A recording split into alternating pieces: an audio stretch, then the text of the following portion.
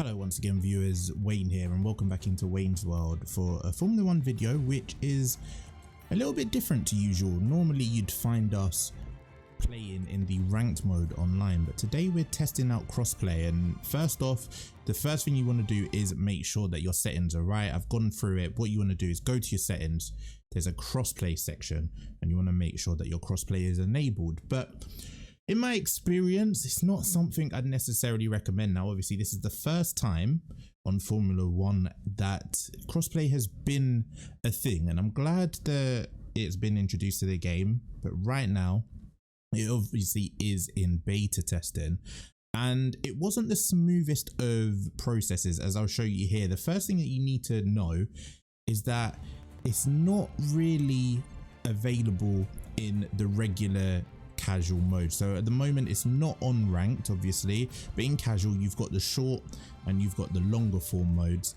At the minute, if you were to go to your short races, or if you were to go to the experienced driver section that some of us might do, I normally do if I was to play on casual, it doesn't seem to be applied to there. So you do have to search for certain lobbies, and my first experience was actually joining a French Twitch streamer, I think Dunver, might pronounce the name wrong, apologies if I have, and I managed to get into the lobby and I made the mistake of selecting Pierre Gasly, who I guess this lobby was an ode, a poem, a sonnet to Pierre Gasly, because I quickly found that changing from Valtteri Bottas, who I was before, to Pierre Gasly, because I thought why not be the AlphaTauri driver in an online lobby. As you can see here, I select Pierre Gasly. The French streamer kicked me out of the lobby. And you'll soon see that a lot of times when you do go into one of these crossplay lobbies, the host does tend to kick you out if they don't necessarily know who you are, or if they don't like your name. So I missed out on that one. But our first load of races came after about 20 minutes of searching for a crossplay lobby. One of the first glitches that you'll notice is that on the left hand side where it says F122 unready and stuff like that, it does say crossplay disabled in this lobby. That's not the case, because you'll see once the race has started that these are a variety of Xbox and PC players. We chose Charles Leclerc in the Ferrari and we actually get a great start. We qualified in P2. And by the time turn 1 comes in, we're actually in first place. It's a brilliant start from us so far. It's a long form race, 18 laps, so 25%er. And we obviously have to make the pit stop. It's a good little bit of strategy. You can see that the guy in third place chose to be on the softs. But as you tend to find with these 25% races, carnage comes along with them. And before the end of lap number 1, you see a yellow flag, and a virtual safety car has been deployed, which again, if you've played 25% races, you know what's going to happen next. That virtual safety car becomes a full safety car, and you're probably going to get that a lot with any online game mode, but more so with crossplay, because I'm sure that the PC players are probably on a little bit of a better or faster sort of connection. There's going to be a bit of desync as well, so there's going to be accidents galore. But by the end of lap number 1, the safety car is out. Lap number 2, we've caught up to the back, and maybe it's just me, but this is a cutscene I've personally never seen before. I didn't really play much of the 25% lobbies before, so it's not something I'm familiar with. Let me know in the comments if this cutscene is something you are familiar with playing online. It might be something that a lot of you use in my team, especially just because it might get a little bit boring. But once we've caught up to the safety car, the AI actually takes over and we don't have to worry about it. You can see at the top, AI takes control in 3 seconds. And you get this little bit of a cutscene which shows you some other members of the lobby. Shadow Kaiser, who was the lobby leader, I believe it was. You then find out who's the drivers championship leader. So stuff like that is a cool little feature. but it was a little bit strange for me because it's something that I've not experienced before. Let me know in the comments if that's just me. But the safety car continues out for another couple of laps, and then you get a little bit of a notification and a quick little bleep of a noise to let you know that you're now in control. You get the notification at the top, and we're ready to go racing, heading into lap number 5. We get to control the pace, and we actually seem to catch second place slipping a little bit as we come to the wall of champions. We then hit the accelerator and we are heading calmly towards turn 1 and still in the lead, which is fantastic. He tries to go around the outside, which then causes him to go defensive against P3. It's a good little battle behind us, but we've managed to escape cleanly and we can now go on our way. Now we're on the medium tires. We have to watch out behind. He is on the soft tires, so he's got a little bit of an advantage right now, especially behind the safety car. His soft tires will be able to last just that little bit longer, and strategy wise it's not necessarily in our favor. But as we push on through lap number 5, we're managing the lead quite well, but you soon find that on this crossplay the same sort of problems tend to happen. There's a massive dive bomb down the inside. We then get punted off. I don't really know where to go. I might have done something wrong, but I get the 5-second penalty for corner cutting.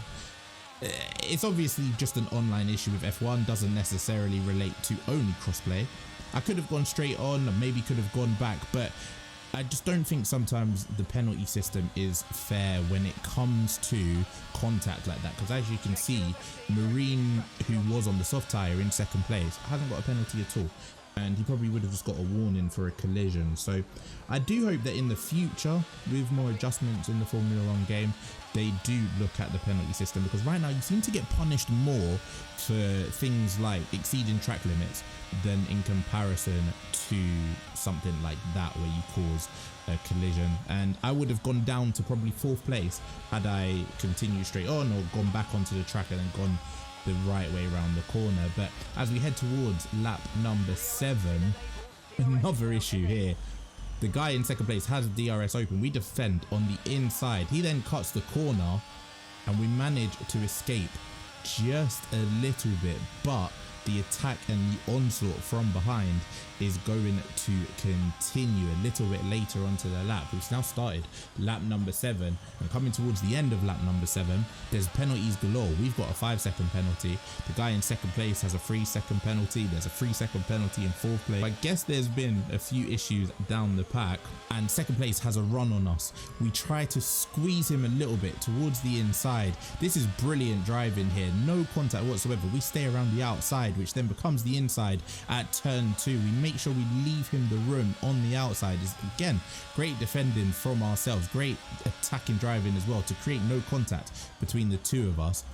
But we now have to somehow manage these tires and defend this onslaught, which is getting trickier and trickier. We now defend. He then goes towards the outside. He cuts the corner, which obviously isn't fair, but he then spins, which then takes off our front wing.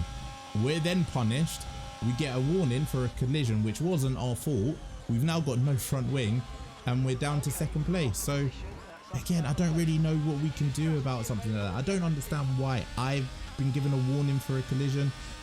I don't know if he got a warning for a collision, but he certainly hasn't received any sort of penalty. But he cut the corner and he created that, and because now we've got wing damage, we've been given another time penalty for exceeding track limits. So like I said, exceeding track limits seems to be more punishable than actual crashes. And yeah, the end of our race came there in lap number 9 and we binned it into the wall. So we went back into the lobby, and you then tend to spend more time again looking for a crossplay lobby than you do actually play in the crossplay game.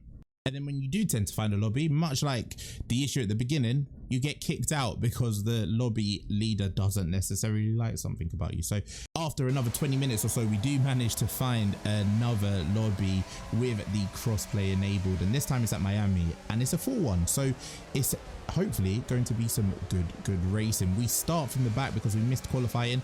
We then already get ourselves up to P6, but somehow we get a warning for a collision because someone backed into us.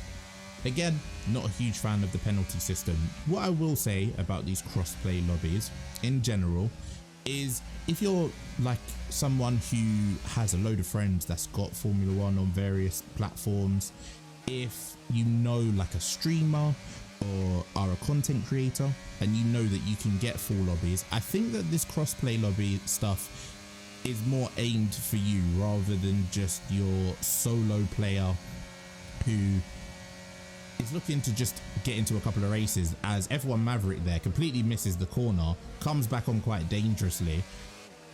We then have to give up the spot because he hits into us, we spin. There's a little bit more dirty driving in the crossplay lobbies than there are on your regular platform. We're now down to 12th place and the comeback has to happen. But as I was saying, if you are a content creator, if you are someone who has a few friends who you know play the game, this crossplay stuff is for you. Even if it's maybe just like 5 or 6 of you and you want to have a couple of like private races, but if you're just looking to play sort of casually, or if you're just looking to play a couple of races online, I would still at the minute stick to, as you see, online Spiller just bin it into the wall there. We're now up into 8th place because everyone seems to be crashing all over the place. I would continue with your ranked game modes if you play them at the minute. I'd continue doing your short races or your 25% as in the online in your preferred console at the minute. Don't worry necessarily about enabling crossplay, as all of a sudden Triggsy comes out of nowhere. His ghost mode really surprised us and we've been pushed out of the way there.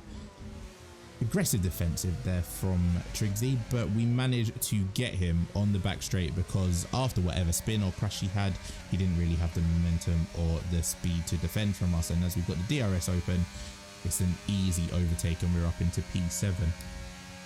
But remember, it's only the beta at the minute. It's just testing that F1 are doing on it, and I do think it's got some potential. Fingers crossed that they're able to stop some of the bugs, because I've seen a few bugs where you manage to get into a crossplay lobby and it says that everyone has been kicked out or left the session, as there's another spin right in front of us and we manage to avoid it.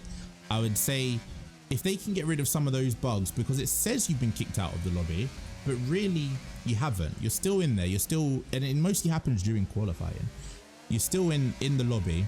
It says you've been kicked out and then everyone kind of leaves because it looks like they're by themselves, and that's a little bit of a problem. I would say people kicking people out of crossplay lobbies, that's going to be a little bit of a problem, but I don't necessarily think, as Luke there has a major moment, lucky to survive not binning it into the wall on the final lap, and we're now up into P5. I don't know how you can change sort of the lobby settings so that people can't necessarily kick you out. I don't think that's necessarily going to be anything that they can do, but again, only beta testing at the minute, and I think with a little bit of adjustments, the one thing I would say where I would like crossplay to happen is just in your general sort of matchmaking modes, as Luke on the last lap tries to send it round the outside of us in the final turn, and the ghost on that left hand side wipes him out. We get a little bit lucky, we finish the episode on P4 and a driver of the day, so that's some good racing from us. Apart from the few bugs that I've mentioned, I think there are a few tweaks here and there, and one of the tweaks, as I said, that I would like to see for this crossplay platform on Formula One is I'd like it to be introduced to the 25% races and for the short races, for people that don't necessarily have a load of friends that play the game or don't necessarily know a content creator to join into their lobbies. But apart from that, you'd probably spend more time looking for races than you do finding and racing them, which is a little bit of a concern. But thank you for watching. Let me know your experience with crossplay. Let me know if you do enjoy it, if you think it's a good thing, and what tweaks they can make. Until the next video, which will be on Sunday, we'll go back to our ranked mode. Take care, stay safe, subscribe if you are new to the channel, and I will see you for the next one.